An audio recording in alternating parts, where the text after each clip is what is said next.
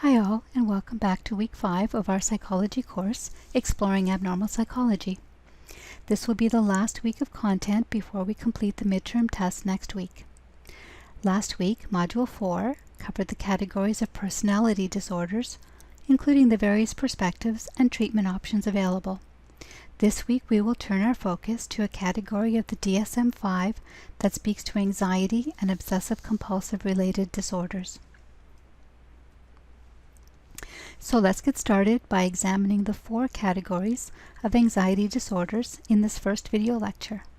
The next video lecture will discuss obsessive-compulsive disorder, more commonly known as OCD, and finally the third video lecture will discuss how we understand these disorders from the various perspectives and what treatment options are available for individuals diagnosed with these disorders. Let's take a look at some broad statements to consider what you currently know or believe to be true about anxiety disorders.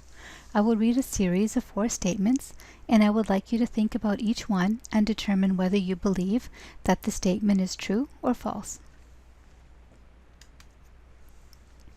As many as 17% of people will suffer from an anxiety disorder at some point in their lives. True or false?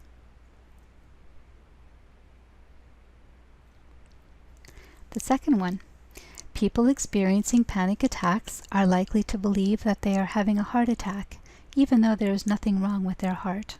True or false?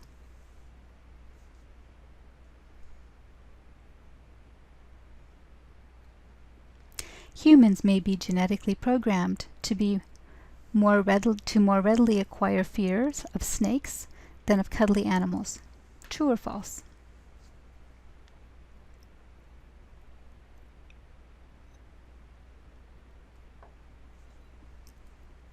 And finally, the same drugs used to treat depression can also be used to treat anxiety disorders. True or false? If you responded true to each one of these 4 statements, you are correct. Let's explore some of these ideas a little bit more closely. Before we can discuss anxiety disorders, it is important to understand exactly what anxiety is. Fear is an adaptive emotion that alerts us to the belief that someone or something is dangerous, a threat, or could potentially cause us harm. It is initiated by the perception of real or imagined immediate threats, and when we experience fear, our flight or fight response is activated. What this means is that our body prepares to deal with the threat by either fighting for our survival or fleeing to escape the threat. This response is the result of a number of chemical processes that are automatically activated when we feel threatened in any way. Anxiety, on the other hand, involves an anticipation of danger or misfortune, and it results in a state of apprehension. It is a normal, adaptive, physiological response, triggering us to prepare an appropriate response to potential threats.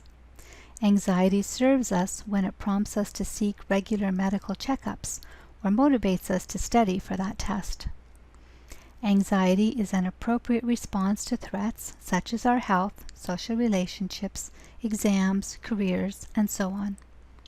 However, it becomes abnormal or maladaptive when the level of anxiety is out of proportion to the threat or perceived threat, or when the anxiety is not in response to anything in the environment. In other words, there is no apparent reason for the individual to be expressing anxiety. The table depicted on this slide is from page 102 of your textbook and provides some of the physical, behavioral, and cognitive features of anxiety. For example, when an individual is experiencing anxiety, some of the physical features might include jumpiness or jitteriness, trembling or shaking of the hands or limbs, sensations of a tight band pressing around the forehead, tightness in the pit of the stomach or chest, heavy perspiration or sweaty palms, a pounding heart or racing heart, feeling lightheaded or faint, dryness of the mouth or throat, or difficulty speaking, shortness of breath or shallow breathing, upset stomach or feelings of nausea, or difficulty swallowing, which is often experienced as a sensation of a lump in the throat. In addition to physiological responses, we also see behavioral features that an individual with anxiety might experience. Behavioral features might include any of the following: demonstration of avoidance or escape behavior, finding ways to avoid or get out of a situation that is causing anxiety. Clingy or dependent behaviors, agitated behaviors, behaviors that seek for reassurance that everything will be all right, or repeatedly checking that something bad hasn't happened.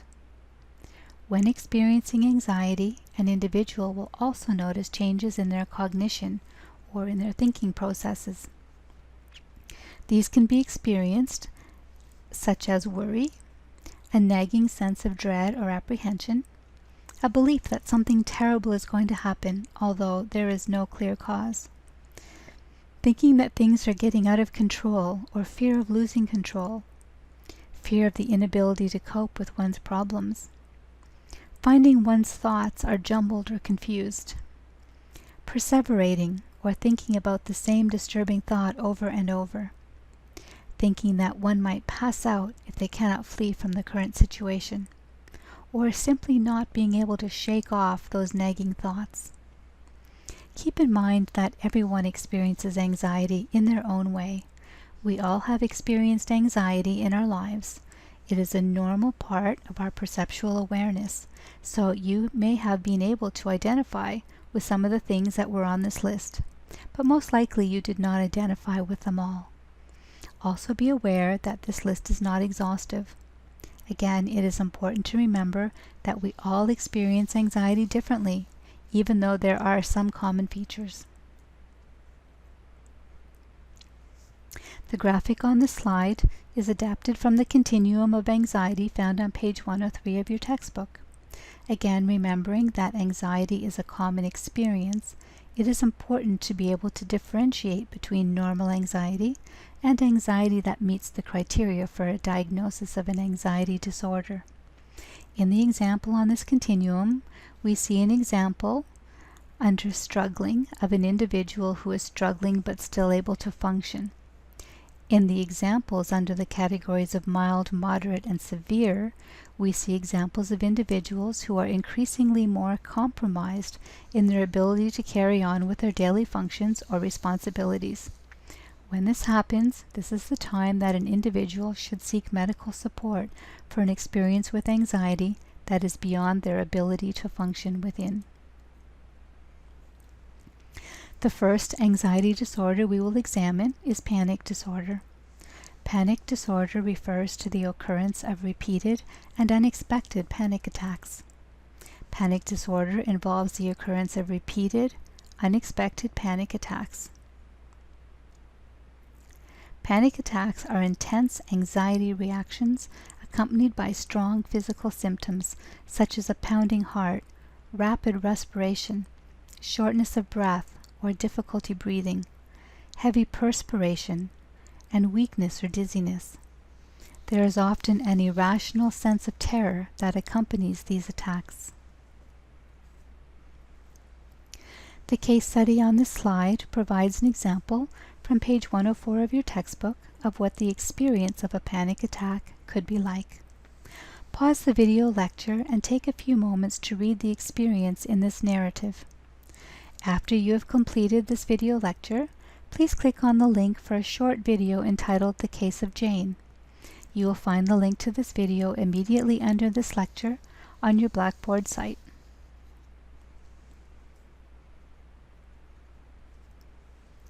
When an individual is experiencing a panic attack, there are often feelings of loss, of loss of control, of going crazy, or the belief that one is about to die. The symptoms of increased heart rate can make sufferers believe that they are having a heart attack when this is not actually the case. Many individuals actually end up in the emergency room of a hospital believing that they are having a heart attack, but upon examination it is discovered that they are actually experiencing a panic attack. Although the experience varies somewhat from person to person, these attacks tend to have a peak of intensity and generally last for approximately 20 minutes. In order to diagnose this anxiety disorder, there must be recurrent and unexpected attacks. While there are bodily cues that may signal an oncoming attack, sufferers are not always sensitive to this. Typically, after an attack, sufferers feel exhausted and reflect on the experience as being the worst thing in their lives. When thinking about the experience of panic disorder, research demonstrates that onset tends to begin in the late adolescent or teen years and into the early 20s. Also, it is indicated that women are 3 times more likely than men to suffer from or be diagnosed with a panic disorder. Based on national surveys in both Canada and the United States, it was estimated that approximately 1 to 5% of people develop panic disorder at some point in their lives. Currently, our understanding of panic disorder indicates that it takes a chronic course over the lifetime, but that you have periods where it will wax and wane in severity over time. Individuals who experience panic attacks often develop a tendency to cling to others for help or support.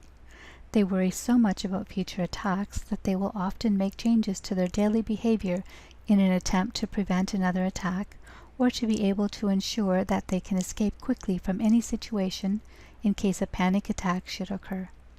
If we go back a few slides to the continuum, we can see how when an individual starts to shift normal behavior patterns and create accommodations in their day, just in case a panic attack might happen, then we are witnessing behavior that has likely influenced the individual's ability to engage in their normal daily tasks or responsibilities.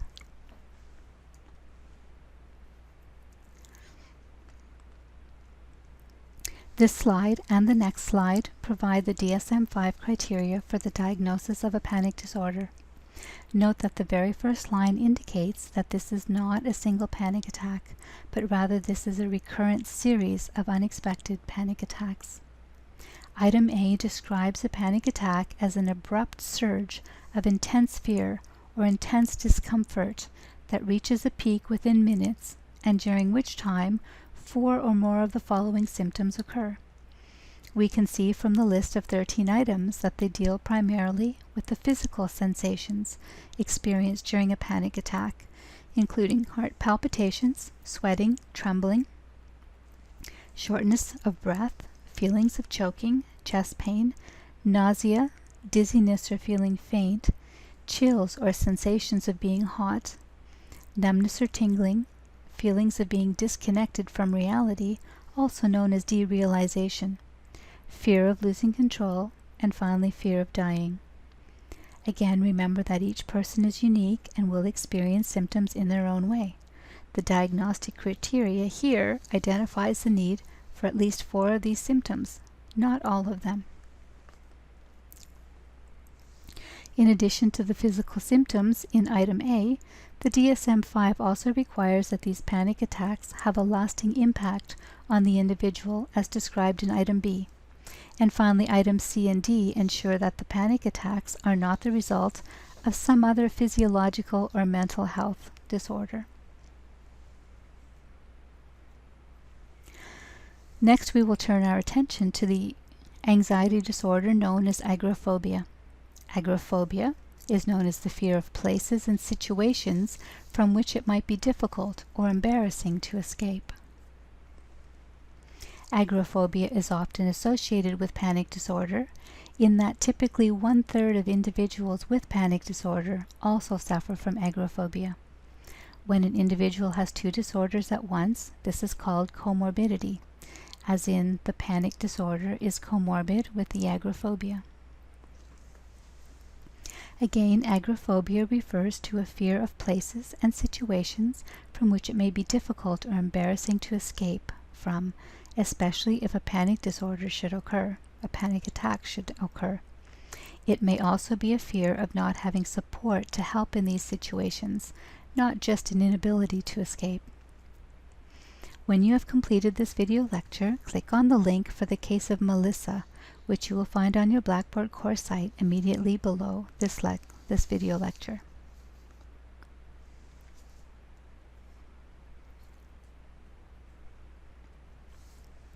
Statistics show that agoraphobia is more common in women as compared to men. It is also more common in people who do not work outside of the home. Onset is typically seen in late adolescence or early adulthood, and statistically it is demonstrated to affect approximately 2% of adults at some point in their lives. People with agoraphobia often structure their lives to avoid being in difficult or feared situations. This represents maladaptive behavior that is indicative of behavior that interferes with the individual's quality of life. Individuals with agoraphobia may experience mild panicky symptoms such as dizziness, which leads them to avoid venturing away from places where they feel safe or secure. As a result, they often become overly dependent on the support of others. This slide represents the DSM-5 criteria for the diagnosis of agoraphobia. In order to be diagnosed, the individual must complete or demonstrate all 9 criteria from A to I.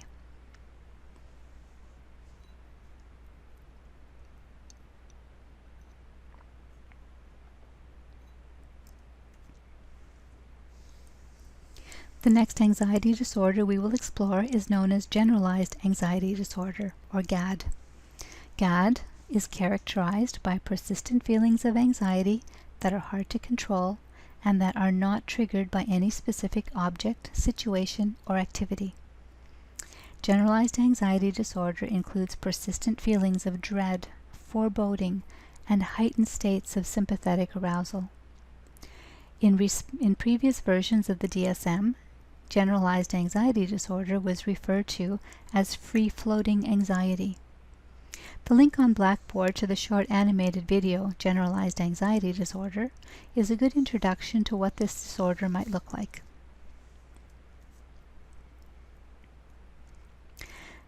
The key feature of generalized anxiety disorder is uncontrolled worrying. It is also commonly comorbid with other anxiety and mood disorders. Individuals with GAD are often severe worriers.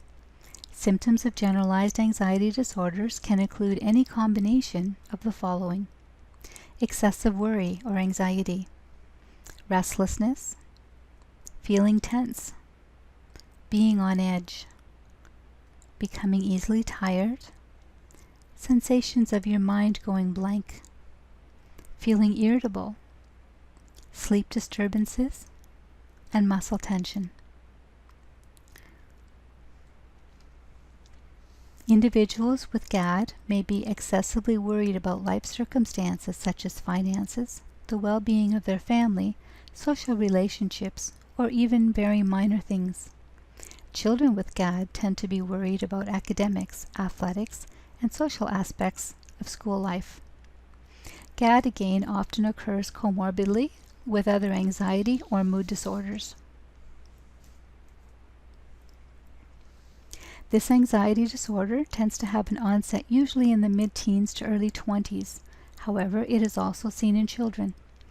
Typically in Canada, the prevalence of GAD is approximately 8 to 9% of the population and is diagnosed twice as often in women as in men. After completing this video lecture, be sure to take a few moments to view the case of Tasha through the video link available on Blackboard underneath this lecture, and hear firsthand from an individual who lives with generalized anxiety disorder what that can look like and how she manages to find support and cope in her daily life. This slide provides the DSM-5 criteria for the diagnosis of generalized anxiety disorder. In order for a diagnosis to be made, the individual would need to meet all 6 of the criteria listed. Take note of the long-term nature of this disorder. The symptoms of excessive worrying must have occurred for at least 6 months before a diagnosis can even be considered.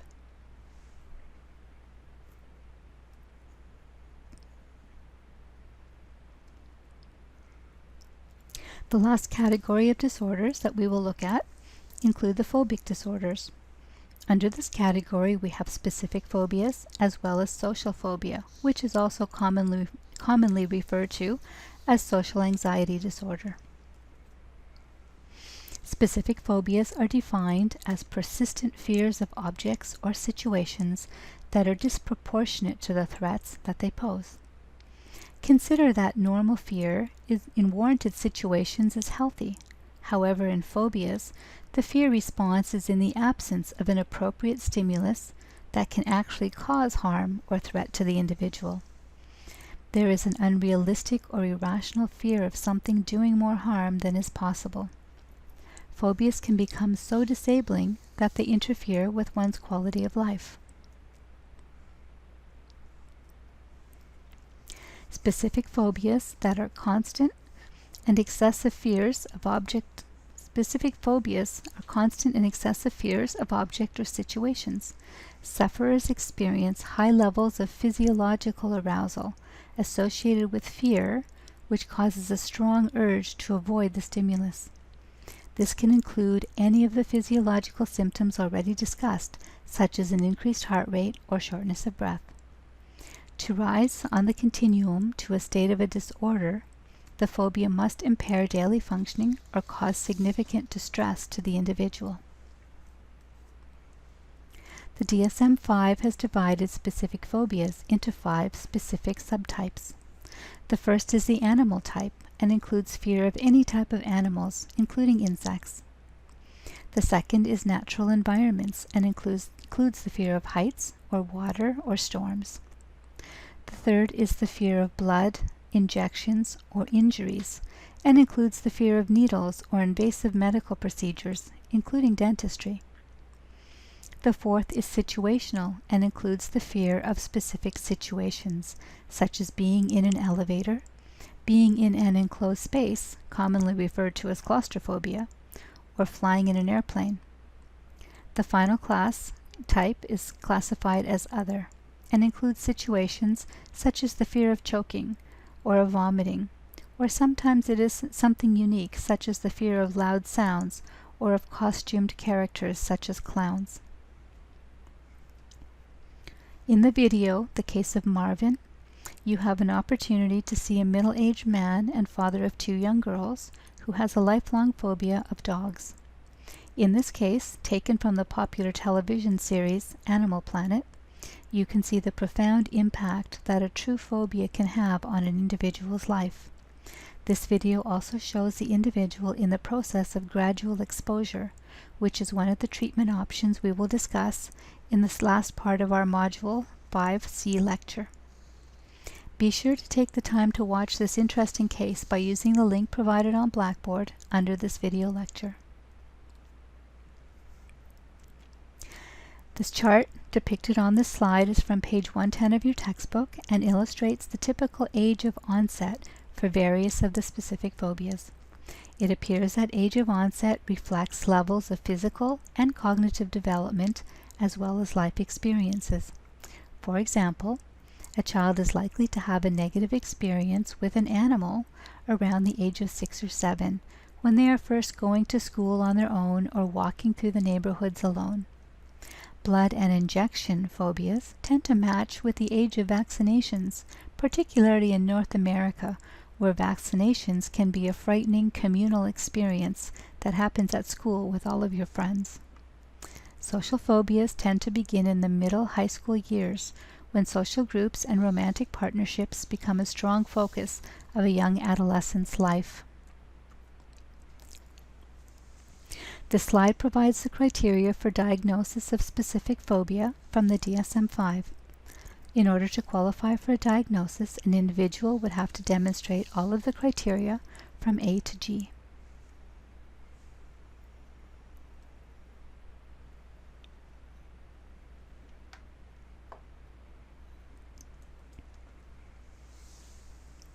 The other category of phobia disorders is social phobia, also commonly known as social anxiety disorder. This disorder is characterized by an excessive fear of being judged negatively by others. Social phobia is characterized, again, by an intense fear of social situations that may include public scrutiny. After completing this video lecture, be sure to click on the link for a short video referred in this slide on your Blackboard course site and post it under this video lecture. It provides a brief but clear introduction to social anxiety disorder. Individuals with social anxiety disorder are constantly worried about their social presentation, the way they look, the way they're dressed, and frightened of doing or saying something humiliating or embarrassing. Individuals with social phobia tend to be overly self-critical and often judge themselves as not being good enough. These individuals tend to be severely critical of their social skills and become absorbed in evaluating their own performance when interacting with others. Some even experience full-fledged panic attacks in social situations. As a result, individuals with this disorder tend to assume that others are talking negatively about them, even when it isn't true. For example, an individual sitting alone in a cafeteria at school may notice a group of peers sitting together at a table in the distance, talking and laughing. It will be assumed by the person with social anxiety disorder that the table of peers are talking badly and making fun of him or her, even though there is no reason to believe this to be true, and no way to actually know what the others are talking about at all.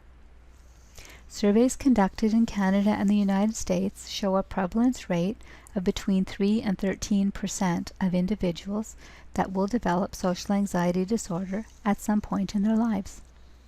Individuals with social anxiety disorder have been shown to have lower levels of educational attainment, more employment difficulties, lower income levels, greater dependence on welfare and social assistance, and greater social isolation.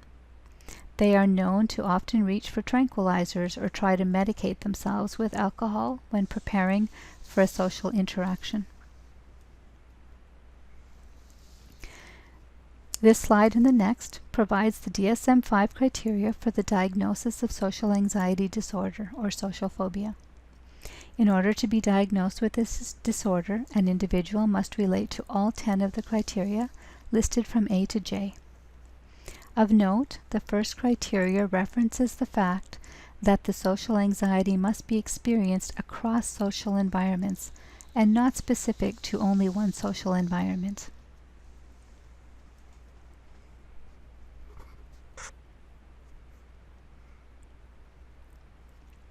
And that brings us to the end of our first video lecture on anxiety disorders. This slide provides a list of the 6 short videos provided for you on your Blackboard course site to provide greater insight and clarity to your understanding of these disorders. Please take the time to go back and view these videos before proceeding to Part B of the video lecture, in which we will be examining obsessive-compulsive disorder. Bye for now. See you soon in Lecture 5B.